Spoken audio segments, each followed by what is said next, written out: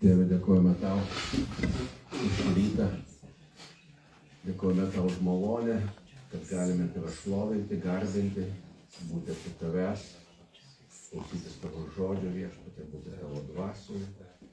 Dėkojame tau viešpatie, kad atgaivinai mus, pakėlė mus, sustiprinai viešpatie, kad pašaukė mus viešpatie, išteisinai nuogai savo krauju viešpatie, atleidai mūsų klaidas. Ir dėkojame tau. Dėkojame tau viešpatie už šitą bendruomenę, už šitus žmonės, Dieve. Atverk mūsų širdis, atverk mūsų protus, Dieve. Kad mes iš tikrųjų, Dieve, keistumėmės, girdėdami tavo žodį, Dieve. Kad tavo meilė augtų mūsų širdise, viešpatie. Kad mes būtum tie trokštantys žmonės, viešpatie. Išprotėję, viešpatie, dėl tavęs, Dieve. Sveiko proto dėl kitų, viešpatie. Ir atverk mūsų akis, Dieve, atverk mūsų širdis, viešpatie. Haleliuja, Dieve, iš tikrųjų ačiū tau, viešpatie, kad esi tarp mūsų, kad esi čia. Ačiū tau, Jėzau. Ačiū tau, šventoji dvasia. Mokė išaukštinti. Amen. Labas rytas dar kartą. Jau prisistatyti man nebereikia, aš jau antrą kartą čia. Kaip sakau,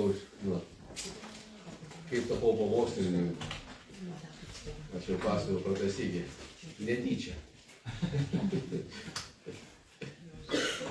Arūnas Adomaitis sako, važiuosi per bažnyčias ir liūdysi. Nu gerai, sakau. Ir užrašinėjau, paskui užrašė tą pačią bažnyčią ir antrą kartą nebegalėjau liūdyti. Tai atvažiavau pas jūs ir nebeliūdysiu dabar ir dabar kalbėsiu Dievo žodį. Nu, tai va, gera būti pas jūs iš tikrųjų. Kelionė pagal Lietuvos mastelį ne tokia ir maža jau, bet tai ne tokia didelė, aš pripratęs. Aš dirbti važiuoju į Vilnių. Ir visai nežinau dabar. Tai taip, kad pripratęs aš prie tų kelionių, ypač jau tokia oras gražus, tai kad saulė, tai žemai, labai šviečia, bet niekur yra nuo saulės akiniai, apsaugos ir visą kitą. Tai vat,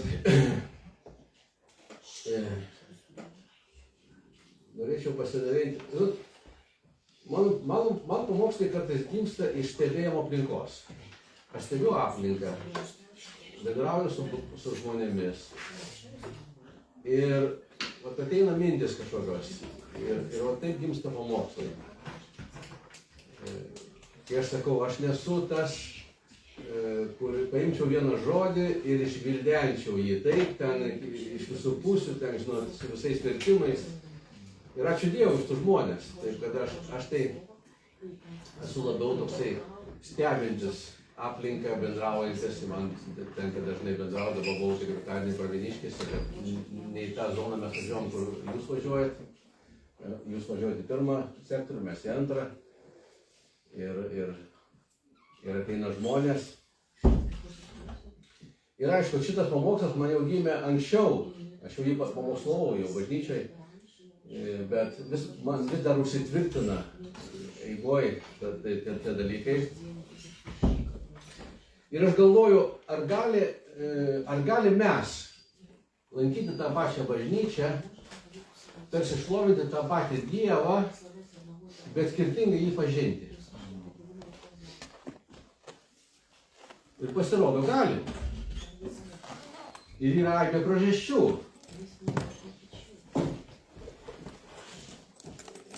Aišku, su tais dėl žmonėms, kurias aš dabar bendravau vakar ir ketvirtadienį, būdamas Pravieniškėse, su žmogum bendravau, nes mes atėjom, jau ten jie buvo, ir ten sėdėjo vienas vyrukas ir mano draugas, su kuriuo aš važiavau, paklausė, ar tiki Dievu. Ir jis taip išdėstė, kad jis tiki, kad su juo viskas gerai, kad viskas papunkčiui. Aš taip klausiausi vieną ausim ir po to sakau, aiškiai papasakoju apie tą Dievą, kurį tu tiki. Sakau, tai gal tu man pasakytum, kaip tavo Dievo vardas ir kaip tu priėjai prie to Dievo, žinot. Ir tom ir pasibaigė. jo tas visas papunkčiui, kad su juo viskas gerai. Nu, mes diskutavom gal 20 minučių, gal, ne 20, gal 15. Ir jis jau pradėjo pykti ant manęs ir aš sakau, išeisiu, bet jis neišėjo. Žinot, mes daug girdim mane, kad aš tikiu į Dievą. Bet koks tas Dievas? Ir vakar buvo mano žmonos mamos metinės ir atvažiavo brolis su savo žmona. Ir matyt, tai žmonai labai ilgai knietėjo, galbūt užduotos klausimus, aš negalvojau pradėti tą temą tikėjimo, ji pati pradėjo tą temą tikėjimo ir mes kokį valandą laiką su ją diskutavom ir pasirodo, jie turi tą Dievą, tas Dievas neaišku iš kur, Biblija jai ne autoritetas.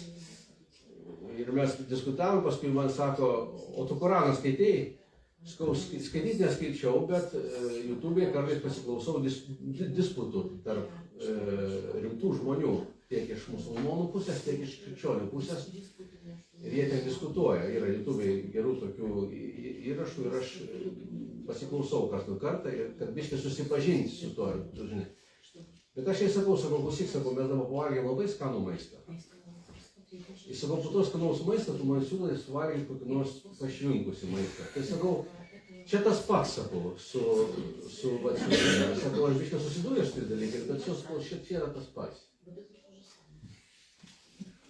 Tai čia yra su tais žmonėmis, kurie iš tikrųjų daug, ne pasaulyje dievų, ir jie ten bandė man įrodyti, kad ir musulmonai, ir budistai, ir ten visokie kiti žmonės eina prie to pačio Dievo, tas Dievas yra vienas, ir žmogus gimsta, jau Dievas yra jo viduje, jį labiau norėjo kalbėti, man nedavė kalbėti, paskui, bet aš kažkaip sugebėjau vis tiek. Ir paskui priėjom prie pragaro, sako, pragaro nėra, bet kai aš taip užtvirtinau vienu momentu, tai biškai sukluso, pasimetė ir taip nutilo ir daug Dieve, taip sakant, daug Dieve, kad žmogus išgirstų. Geriau diskutuoti, kuris neturi Dievo. Bet tas, kuris turi Dievą, yra biškai sunkiau. Bet klausimas yra ne apie juos, klausimas yra apie mus. Tie, kurie esam pašaukti Kristaus. Ir skaitant šventą raštą ir žiūrint aplinką mūsų laikais, tu matai, kad mes vaikštom į vieną bažnyčią, tarsi šlovinam vieną Dievą, bet kaip mes skirtingai jį pažįstam. Kaip skirtingai mes jį pažįstam. Ir aš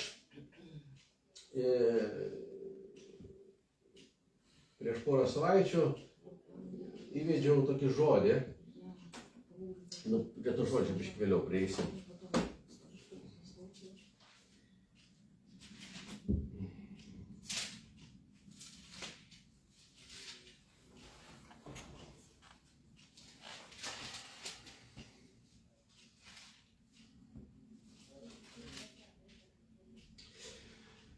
Dabar, ką mums reikia tokio turėti, kad mes pažintumėm tą tikrąjį Dievą, tai toks, koks jis yra. Ne toks, kažkoks mes ten susikuriam kartais savose smegenyse kažkokias tos iliuzijas kartais, bet toks, koks jis yra iš tikrųjų. Ko reikia mums, ką mums reikia turėti? Tokio, kaip galbūt savybę, sakyčiau, kad mes pažintume tą Dievą. Ir aš galvoju, kad pagrindinis dalykas, ko mums reikia, tai mums reikia nuolankios ir sudužusios širdies. Be nuolankios ir sudužusios širdies, faktiškai to Dievo, kuris iš tikrųjų yra Dievas, gyvas Dievas, Sūnus Jėzus Kristus iš šitoje dvasia, mums neįmanoma pažinti. Arba mes įsivaizduosim, kad mes jį pažįstam. Kaip ir fariziejai sako, tai ir mes akli. Sako, jeigu jūs būtumėt akli, nuodėmės neturėtumėt. Bet dabar jūs sakot, regit, ir reiškia, nuodėmė pasilieka jumise. Ir toksai liūdnas pavyzdys, visai neseniai vieno buvusiaus pastoriaus žmona paskambino mūsų pastoriui ir kalbėjo gal kokias 2 valandas. Ir po to jis sako, perduok linkėjimus vyrui. Bet sako, jis šalia yra, sako, jeigu norim pakalbėti. Ir jis pradėjo kalbėti ir sako, o kokią dabar bažnyčią lankot? Ai, sako, mes dabar ir ten nuvažiuom, ir aš dabar esu laisvas. Žinot, ir jis tą laisvę įvardino kaip teigimybę, žmogus, aš su juo buvau šalia jo išbuvau 25 metus šito žmogaus. Ir aš atsimenu, kaip jis kalbėjo, kaip buvo regintis iš tikrųjų Dievo dvasioje. Bet kas atsitiko po 30 metų tikėjimo, kad žmogus dabar važinėdamas kur nori, gerai jaučiasi. Čia tas pats kaip po skyrybų, žinot, kai tu gyveni su bloga žmona, su blogu vyru. Ir tu išsiskiri ir 3 mėnesius tu euforijoje. Paskui ta euforija praeina. Tai čia arba tas pats kaip, žinot, gyveni susidėjęs. Ir tu, žinai, galvoji, ai, nepatiksiu išeisiu, nuvažiuosiu kitur. Ir čia yra teigimybė, žinot. Ne, čia yra neteigimybė, čia yra nepažinimas. Čia yra pakimas. Nes jeigu mes žiūrime raštą, Dievas sako, aš pastatysiu bažnyčiai pragaro vartų, jos nenugalės. Mes matom, koks svarbus yra bendruomeniškumas, kaip svarbu priklausyti bažnyčiai, kaip svarbu mylėti bažnyčią, kaip svarbu pergyventi dėl bažnyčios, kaip svarbu būti oliam dėl bažnyčios. Ir čia kalba žmogus, kuris 25 metus, apie 30 metų buvo pastorium ir dabar dėl kažkokių priežasčių, ten, nežinau, širdies kietumas ar kažkokia karti šaknis jį atstūmė nuo šitų dalykų, bet jis, aišku, vaikšto į bažnyčią daug Dievę, kad žmonės, Dievas turi galę žmogui apreikšti tos dalykus, bet šiandien dienai tai yra, neigiamas dalykas, tai ne pavyzdys, mes neturim imti pavyzdį iš tokių žmonių, arba klausomės tokių žmonių pasiduoti jų įtakai. Ne, mes turim šventą raštą, mes turim šviesą savo gyvenime, mes turim Kristaus protą galų gale, ne? Ir nepamesti to, bet nepametimas šito yra vienintelė sąlyga sudužusi, nusižeminusi širdis. Be šito neįmanoma sekti Kristų. Dabar klausimas, ar mes turim to nuolankumo? Iš kur jį dabar paimti tą nuolankumą? Nes raštas kalba, ne? Net pats Jėzus sako 4 skyriui Luko Evangelijos, sako, viešpatės dvasia ant manęs, nes jis patepė mane skelbti gerą naujieną vargšams, pasiuntė mane gydyti tų, kurių širdis sudužusios, skelbti belaisvės išvadavimą, keisim regėjimų, siuntė vaduoti prislėgtųjų. Viešpats sako, aš esu siųstas gydyti sudužusi širdis. Bet jeigu mano širdis nesudužusi, viešpatė, ką man daryti?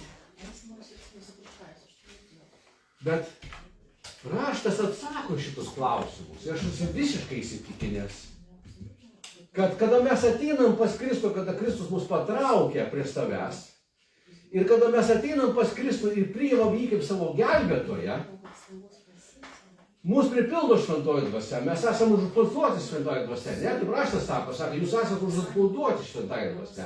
Reiškia, su atėjimu šventosios dvasios tu gauni saiko nuolankumo. Dabar ką tu darai, kad tu gauni?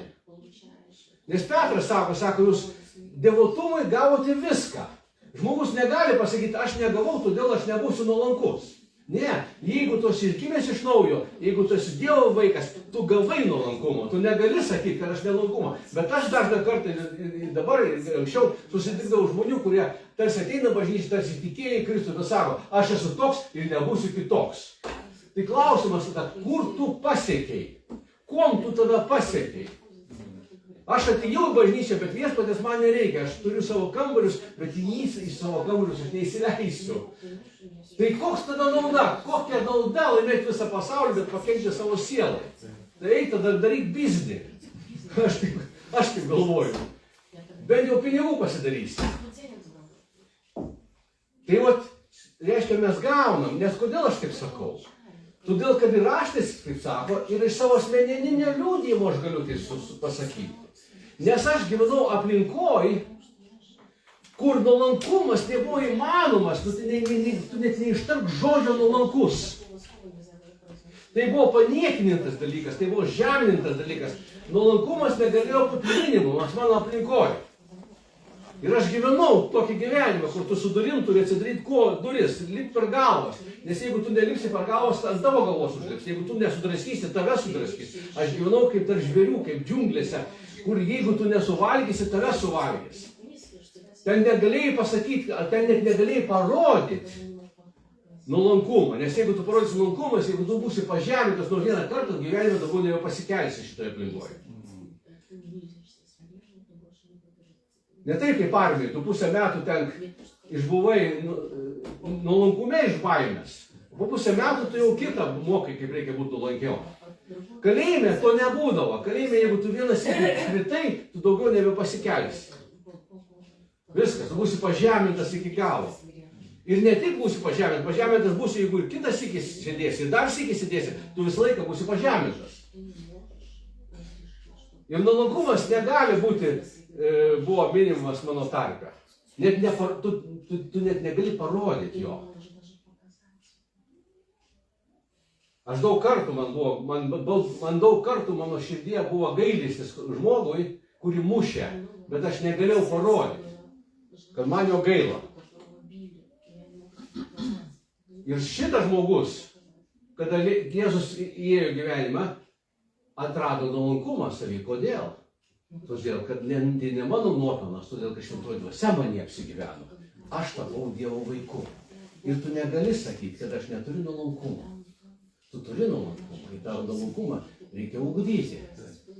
Nuolankumas yra ugdomas, kantrybė yra ugdoma.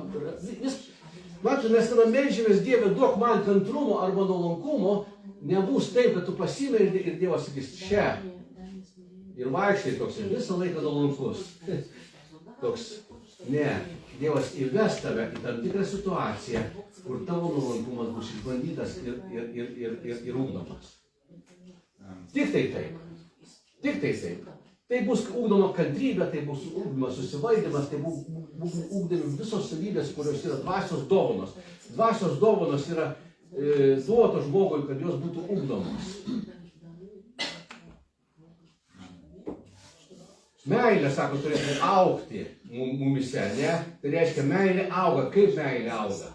Nes tada, kada tu meldiesi, Dieve, duok man meilės, bet meilė augdama, kada tu eini į situaciją, tu matai, atrandi žmogaus poreikį. Tai vienintelė sąlyga. Dabar, žinot, aš uždaviau dirbtiniam intelektui klausimą, o kas yra nuolankumas? Kaip apibūdinti nuolankumą? Ir dirbtinis intelektas man apibūdino keletą savybių, žinot. Bet aš jį toliau klausiu, o kaip jūs žiūrit į biblinį nuolankumą? Ir tada dirbtinis intelektas, sako, čia geras klausimas. Čia geras klausimas savo. Ir tada biblinis nuolankumas, aš žinojau tą atsakymą. Biblinis nuolankumas, sako, yra kitoks negu tas, kur mes įpratę, tas nuolankumas. Nes pasaulyje koks gali būti nuolankumas? Nuolankumas gali pasaulyje būti iš naudos savo. Aš galiu būti nuolankus, todėl kad aš turiu naudos iš to. Aš galiu būti nuolankus iš baimės. Aš galiu būti gerai išauklėtas. Dabar, ar galima nuolankumą pamatyti plika akim? Žinot, man nepatinka, kai pamokslininkai klausimus uždavinėja.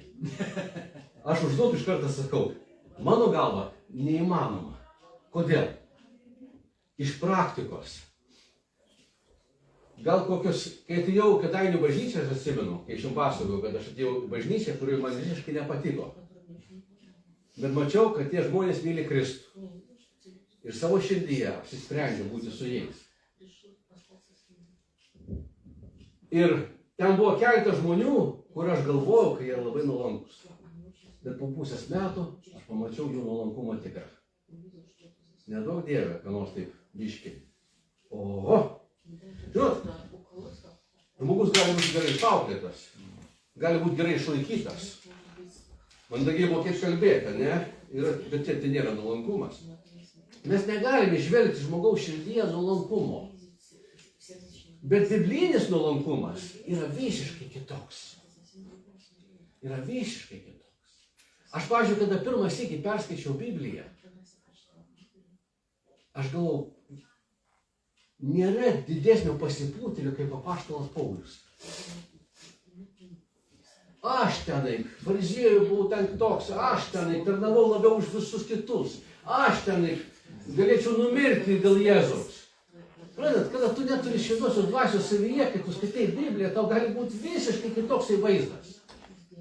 Arba ten, žinot, tokia situacija, žinot, aš norėčiau numirti, bet verčiau aš pasiliksiu. Tai aišku, kad tu pasiliksi, kad tu čia meluoji. Ką tu čia dar išvedžioji, žinai, aš norėčiau numirti, čia būtų su viešpačiu, bet žiūrint ir tai, žinot, aš galėčiau pasilikti. Kai tu skaitai be Dievo dvasios, tu gali tokių sąmokslo teorijų pritraukti iš švento rašto. Ir man taip ir buvo. Bet kada manie šventoji dvasia apsigyveno, aš pradėjau skaityti šventą raštą, aš pamačiau visiškai šviesoj, kad Paulius yra labiausiai, koks buvo, galima įmanyti, nuolankus žmogus. Ir kas yra nuolankumas? Tikras nuolankumas yra vykdyti Dievo valią. Tvirtai stovėti tikėjime. Va kas yra tikras nuolankumas. Ne kiekvienas, kuris sako viešpatie, jis dangaus karalystė, bet tas, kuris vykdo mano dangišką Dievo valią.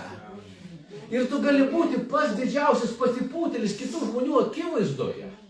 Bet iš tikrųjų Dievo akivaizdoje tu gali būti pats nuolankiausias tarnas. Nes niekas nepažins tavo nuolankumo, tu stovėsi tvirtai. Kas matėt Pjūklo keterą filmą? Aš 5 kartus žiūrėjau jį ir visą laiką verkiau, aš negaliu žiūrėti ramiai šito filmo.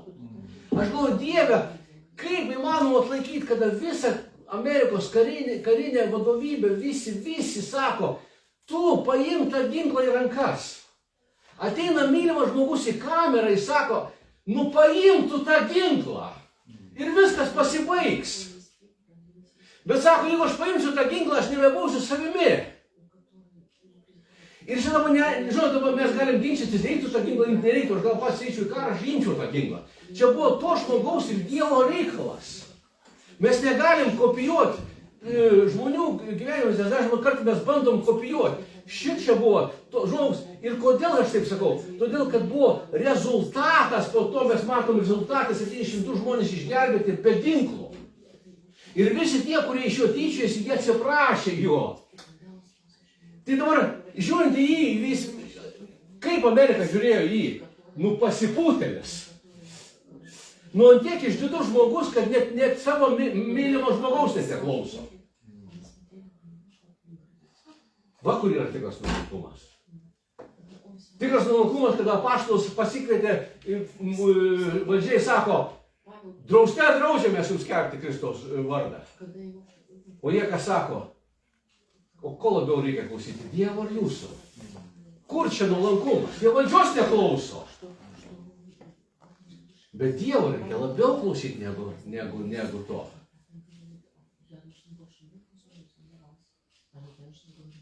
Tai mes matom, kad biblinis nuolankumas yra visiškai kitoks. Yra visiškai kitoks nuolankumas. Tai nėra nuolankumas toks, žinot. Ne, tai yra tvirtas stovėjimas už tiesą, tvirtas stovėjimas už tikėjimą, tvirtas stovėjimas. Ir tu gali būti vienas pats prieš visą srovę eidamas, bet Dievo akyse tu būsi pats nuolankiausias žmogus. Ir pažinsi jį toks, koks jis yra. Nes kitaip neįmanoma pažinti Dievo. Neįmanoma.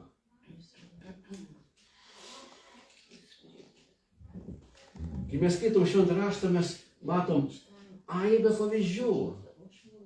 Aibę pavyzdžių. Kaip žmonės stovėjo tikėjime.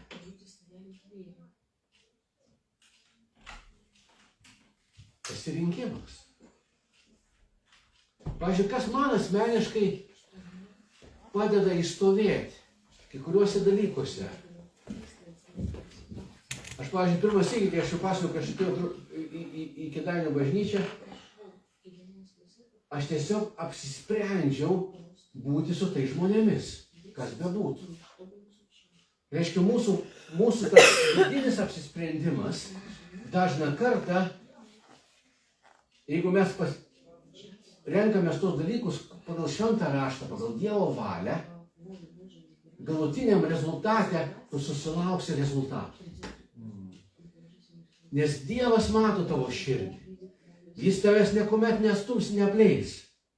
Nes Jokūbo laiške sako, Dievas išdidiesiems priešinasi, o nuolankiesiems teikia malonę.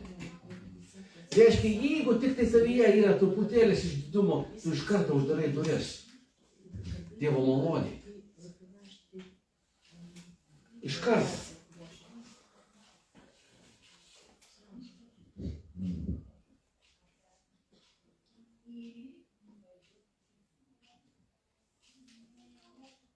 Ir kai aš apsisprendžiau, man lankyti tą bažnyčią ir eiti su tais broliais seserimis buvo daug lengviau. Daug lengviau, kai aš apsisprendžiau, kas bebūtų, manęs nieks neišvarys iš šitos bendruomenės.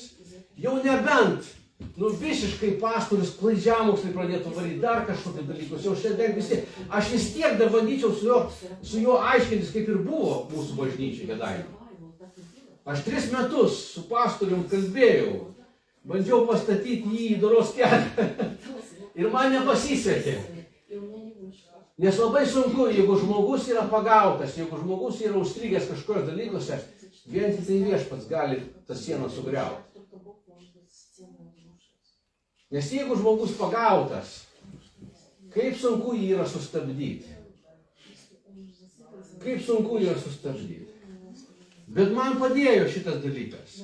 Buvo kas neatlaikė, buvo kas išėjo, buvo kas pradėjo, net į Panevėžį buvo žmonės, kurie buvo pradėję važinėti. Bet aš pasakiau, aš niekur nesitrauksiu. Nes šeimoje gali būti visko.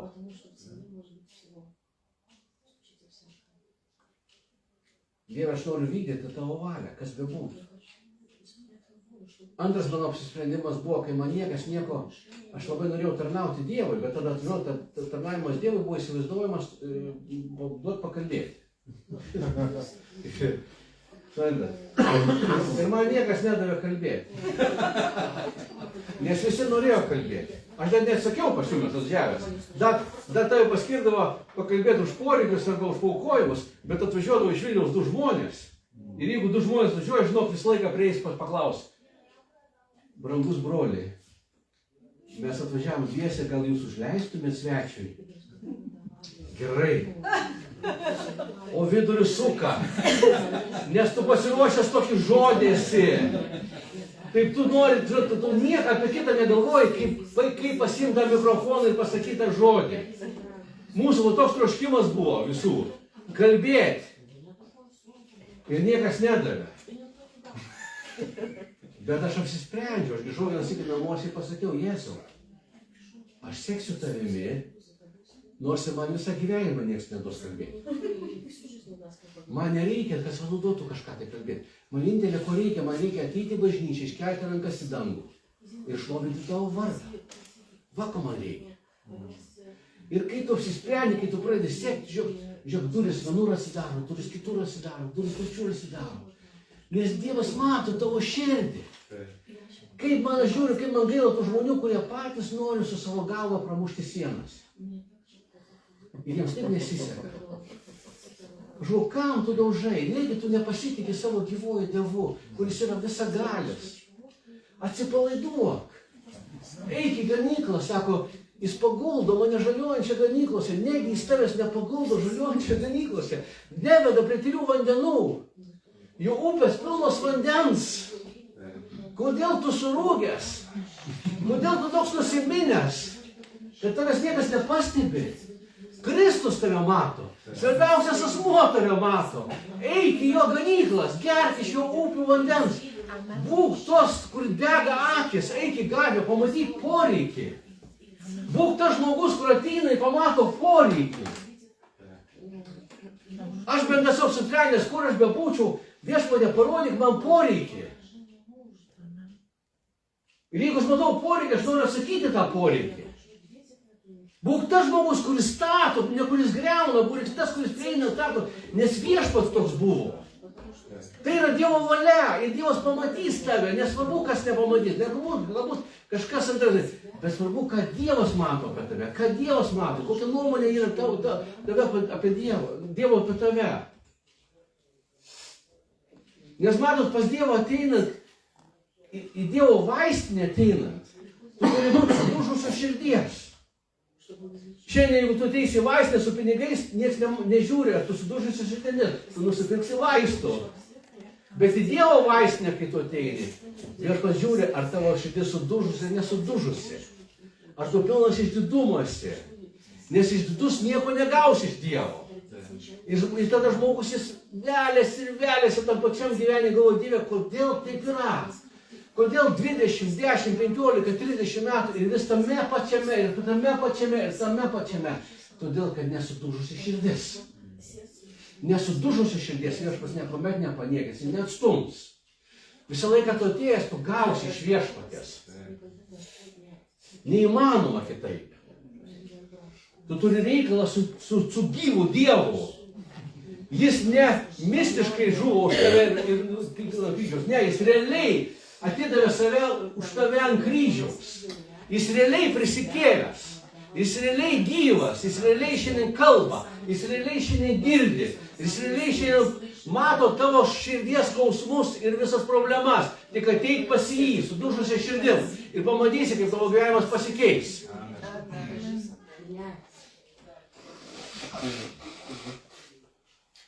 Nes pradžiai bažnyčios, kiek žmonių atėjo su ne su tokiom iliuzijom. Ne su tokiom pas Dievą. Įsivaizduokit šiandien, jeigu iš mūsų Lietuvos nebūtų išvažiavę žmonių, kiek buvo įtikėję, kokios bažnyčios mūsų būtų gausios, ne? Jeigu taip iš esmės. Dabar aš nevertinu tai blogai ir gerai. Tai jų buvo pasirinkimas. Bet kodėl jų buvo toks pasirinkimas? Jų pasirinkimas buvo todėl, kad jie atėjo pas Dievą, negavo to, ko norėjo. Aš dabar sakau, nespirkiu tų žmonių. Jų buvo pasirinkimas. Bet faktas tas, kad aš asmeniškai, aš aiškiai supratau, kad mano Dievas, tam, kur aš atidėjau savo gyvenimą, jis gali atsakyti mano poreikius, kas bebūtų. Kas bebūtų. Nes kai aš bendravau su vienu žmogum visai neseniai ir aš pasakiau, kodėl tu taip pasielgiai? Sako, aš neturėjau pasirinkimo. Ir aš sakau, nesąmonė. Nesąmonė. Kaip tu negali? Tu juk tik ne žmogus. Tai pasakyk, koks Dievas, kokį tu Dievo tikėjai, jeigu tu neturėjai pasirinkimo? Mes visą laiką turim pasirinkimą. Mes visą laiką turim pasirinkimą tikėti savo Viešpačiu. Mes visą laiką turim pasirinkimą ateiti maldoje pas jį ir atiduoti savo rūpesčius.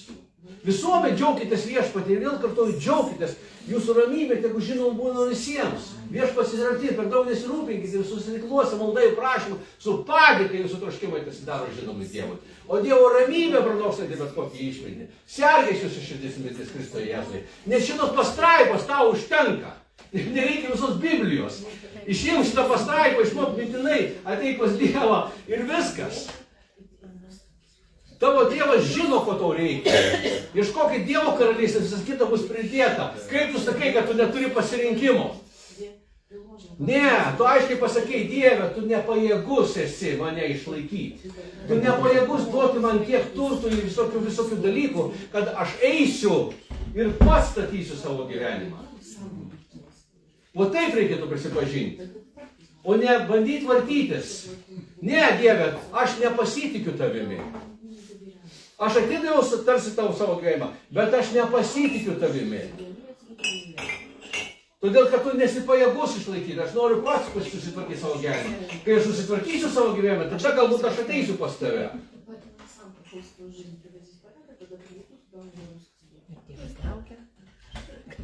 Ir aš visiems sakau, aš kai bendrauju su jais, sakau, jūs buvote ekonominiai migrantai. Ir neįsivaizduokit, kad buvo kitaip. Atgailaukite, tarnaukite Dievui, niekas nieko nesako. Bet pirminis žingsnis buvo nepasitikėjimas. Todėl, kad Dievas gali tave išlaikyti dykumoje. Ir niek kitaip. Kur tu bebūtum, tavo Dievas yra visą laiką šalia. Bet ką tu pažįsti, klausimas, va kame reikalas, apie ką aš pradėjau pradėti po savo pamokslą.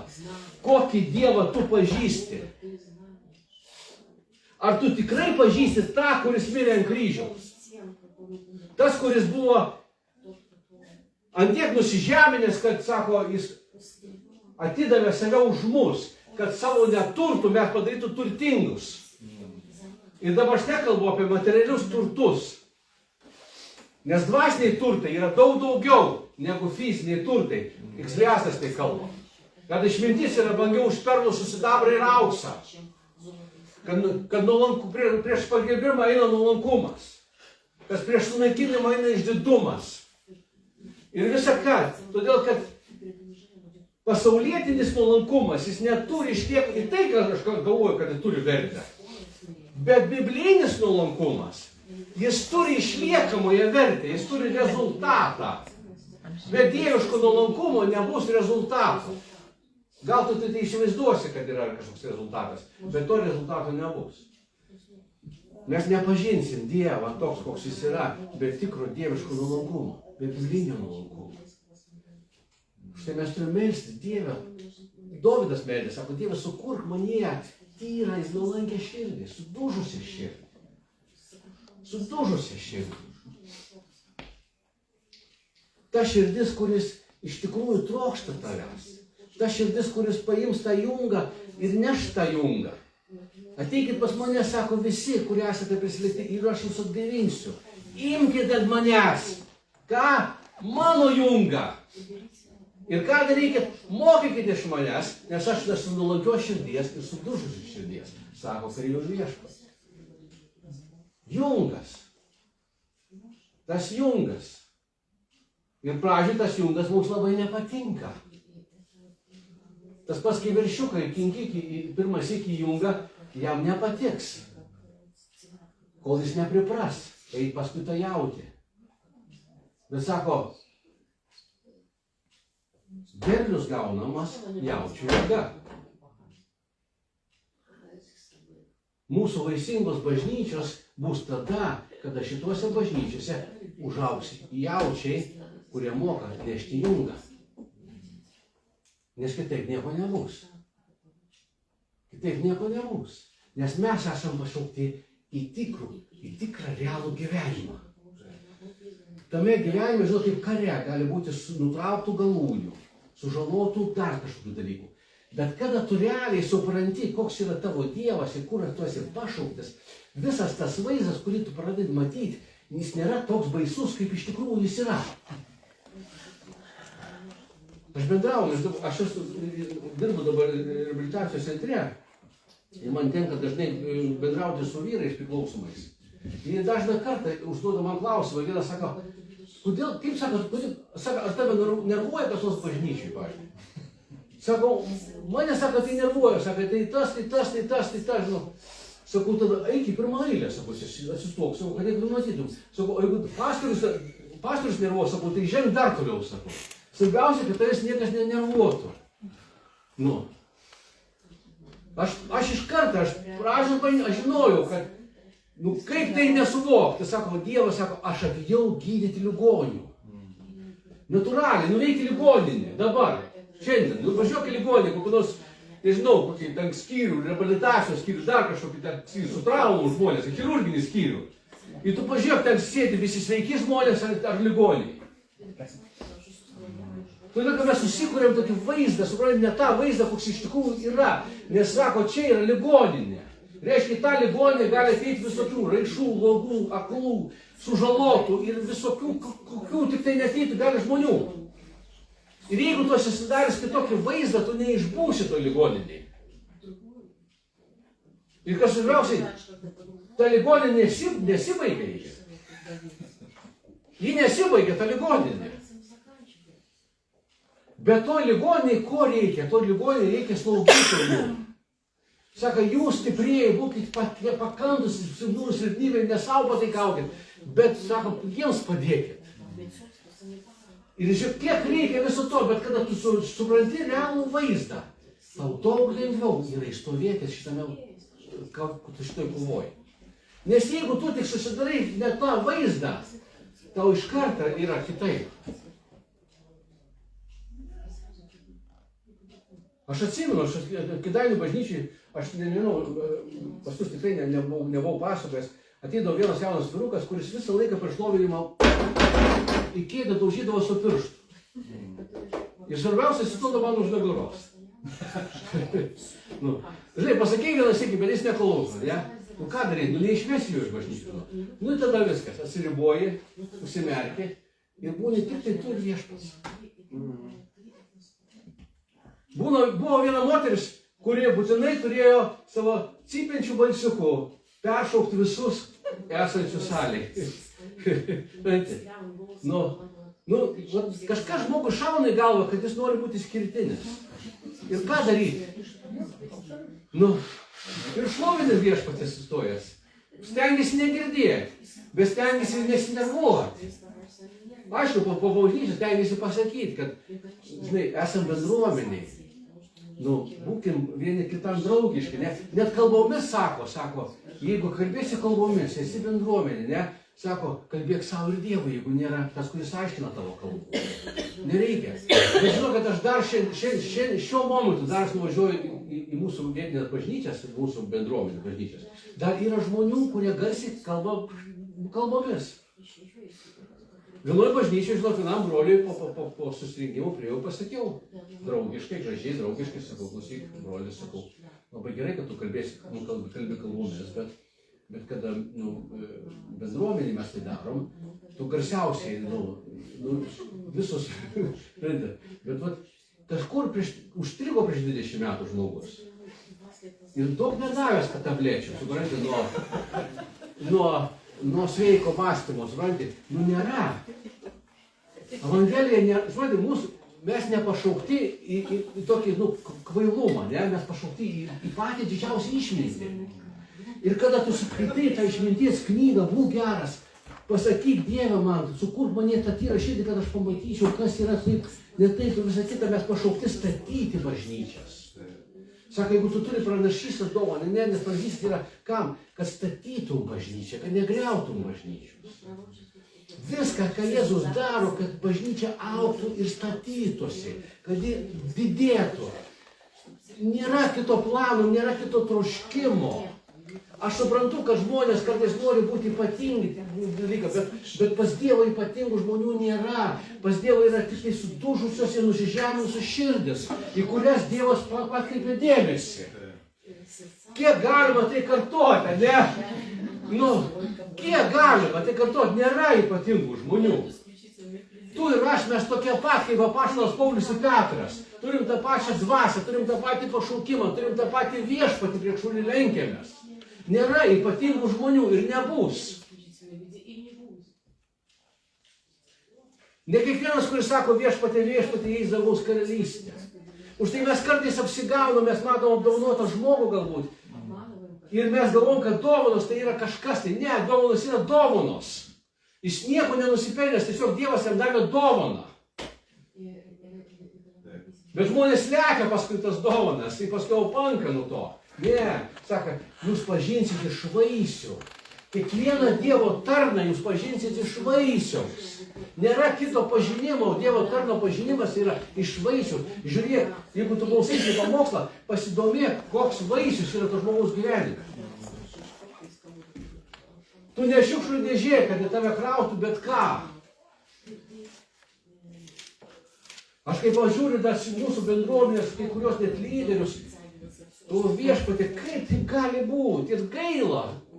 Gaila, suprantat, gaila. Jeigu po 30 metų dar kažkam yra plokščia žemė, ar dar kažkas, tai suprantat, gaila, tiesiog gaila, suprantat, natūraliai gaila žmogaus.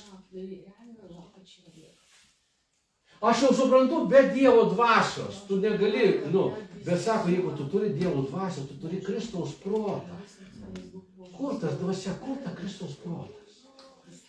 Ir čia yra tas truputis išdidumo, tas truputis raugo, suraugina tą maišymą. Ir tas maišymas būna toksai surūgęs. Žmogus gyvena tam surūgusiam raugė, bet jis galvoja, kad čia jūs nesuprantat. Čia jūs nesuprantat, ką aš noriu pasakyti. Ir tai bus, žinai, bet kai tu supranti tą vaizdą, kad čia yra ligoninė. Ir tada to ligoninė supranti, kad yra ligonių. Vieni labiau sužaloti, kiti mažiau, kiti jau pasveikiai gali kitais pasirūpinti. Ligoninė. Ir tada tau nesinori bėgti iš tos ligoninės. Tau norisi būti ligoninėje. Norisi prisidėti to ligoninėje kažką padaryti. Aš kai atvažiavau į Naują Akmenę, aš nieko kitą, aš kiekvieną dieną meldžiausi Dieve, duok man būti naudingam šitoj bendruomenėj. Duok. Ir Dievas duoda po biškį. Ne iš karto, bet po biškį. Nes jeigu jis atidarys duris, niekas neuždarys. Ir aš taip žinau, man ne kartą taip yra atsidariusios duris, aš jau pažįstu Viešpaties žingsnius. Jeigu tu kokį Dievas troškimą idėją, neskubėk niekam apie tai paskelbti. Neskubėk, nedaužyk su siena galo, leisk Viešpačiu eiti priekį tavęs. Ir kai tu išmoksi šitaip gyventi, žinokit, kokia palaima tai yra? Kokia yra tai palaima? Niekam nieko nereikia rodyti. Taip, tu būsi laimingas vienas dalykas. Kai man sakau, pažadėkit nuo 3 valandą nakties, paklausykit, kaip aš gyvenu. Nu, pabandykit tai padaryti. Jūs nieko kito neišgirsit. Aš gerai gyvenu. Aš negaliu blogai gyventi. Nes Dievas yra su manimi. Kaip tu gali blogai gyventi, jeigu Dievas yra su tavimi? Realus Dievas. Tas, kuris sukūrė dangų ir žemę. Tas, kuris sako, jeigu aš savo sūnų atidaviau, negi aš visą kitą nepridėsiu. Vienintelis, ko tau reikia, tai sudužti savo širdyje, nusižeminti ir patikėti Dievu. Tai, ką jis sako, tai jis padaro. Klausimas, kokį Dievą tu pažįsti? Koks jo vardas? Nes kokį Dievą aš pažįstu, mano veiksmai rodo, kokį Dievą aš pažįstu. Neįmanoma kitaip. Neįmanoma. Jeigu aš žinau, kad tenai pasiėmęs kastuvą prie tutųjų, dabar yra čia užkastas kibiras aukso, aš niekam nesakysiu. Bet naktį aš pasiimsiu lopetą ir įsikasiu. Todėl, kad aš nekvailys. Ir jeigu man sako Biblija, kad išminties pradžia, tai yra visko viskas, kad yra išmintis yra brangiau už turtus, visokius auksus, sidabrus ir visą kitą, aš sieksiu tos išminties. Bet jeigu aš nematau, kad tas išmintis yra brangi mano akivaizdoje visokiame kabe, tai aš jos ir nesieksiu. Aš visą žmogus yra toks, kad jis siekia tai, kas yra brangu. Jis niekuomet nesieks tai, kas yra nebrangu. Aš ir pas Dievą atėjau, kada man Dievas parodė, kad Gintai, tai, ką aš duosiu, yra daug daugiau negu dabar, ką tu turi. O aš sėdžiu mėšlį iki kaklo, to nuskęsiu. Pats Viešpas man įrodė, kad jis yra gyvas. Pats Viešpas mane vedė į atgailą, niekas man neskelbė Evangelijos. Jis pats man 5 metų kalėjime įrodinėjo, žinai, aš miriau už tave. Ir kai aš pamačiau tą perlą užkastą žemėje, sakau, Dieve, aš noriu šito perlo. Kaip galima nenorėti šitokio perlo? Nu pasakykit man, kaip galima nenorėti šitokio perlo? Bet aišku, tas perlas yra labai giliai žemėje. Ir kad jį įsikasti reikia nuolankios širdies ir sudužusios širdies. Nes iš didumo kastuvas neįlys į tą žemę. Iš didumo kastuvas neiškas šito perlo. Ir tada tu nusispjausi, sakys, gal ten jo ir nėra. Viešpatie, tu nepajėgus manęs aprūpinti. Visai geriau aš pats tvarkysiu savo gyvenimą. Ir tu turi tą pasirinkimą. Tu turi tą pasirinkimą. Tu turi. Aš vienintelis dalyką sakau. Vienintelį dalyką mes neturim pasirinkimą. Vienintelį. Krikščionis, žinot, kur neturi pasirinkimo? Atleisti ar neatleisti. Viskas. Daugiau visuose dalykuose jūs turit pasirinkimą. Visuose. Bet neatleisti jūs neturit pasirinkimo. Viskas. Jeigu tu nori turėti santykį su savo mylimuoju.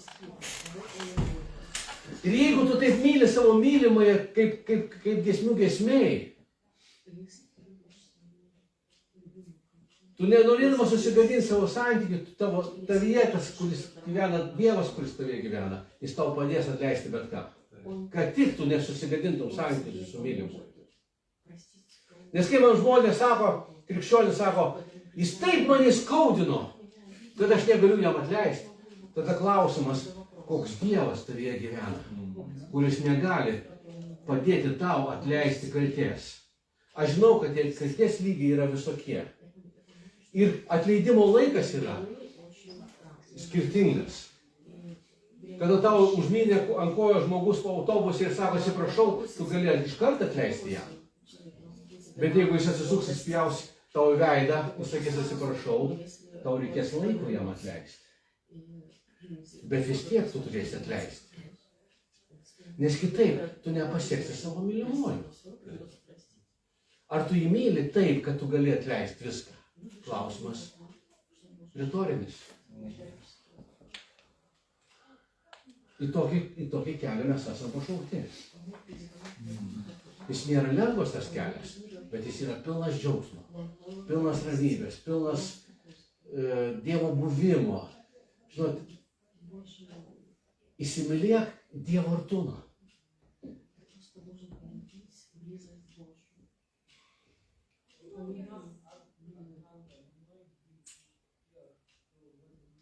Aš nežinau, žinokit, kaip tu gyventi Dievo artumo. Tapk narkomanas, tapk priklausomas, būk nuoširdus. Jeigu nemyli jo, taip ir sakyk. Bet Dievas nepasitenkins tavo drungnumu. Sako, būk arba šaltas, arba karštas, bet nebūk drungnas. Pamilk bažnyčią. Pamilk sekmadienius. Būk dėkingas už šitą malonę, nes tai yra didžiulė malonė, tai yra mums yra didžiulis turtas. Nes žmonėms, kuris nebuvo turtas, šiandien jie klausosi online pamokslo. Priprato per koronos virusą sėdėti. A ką, nepatogu? Aišku, kad patogu. Užsiveri arbatos, ką ten išgirdai, neišgirdai, nieko kita. Bet klausimas, ar tu myli mane? Ar tu myli Gintą? Ar tu myli kitą brolį? Tau ką nesvarbu mes? Aš klausiausi pamokslo online. Tai gerai tu klausaisi, kodėl tu nebuvai šalia manęs? Aš tai pasilgau. Tu mano brolis ir sesuo. Kai mes nešiosim vieni kitų naštas, kai tu būsi už 20 kilometrų ir atvažiuosi pas mane, tai po pusės metų, tai tu, kaip tu gali sakyti, myli viešpatį ir myli? Ne, meilė viešpačiui pasireiškia meilė bažnyčiai, kito kelio nėra. Bažnyčia turi būti svarbiausia tavo institucija visoje žemėje, nei šeima, nei kas kitas. Bažnyčia turi būti pati svarbiausia.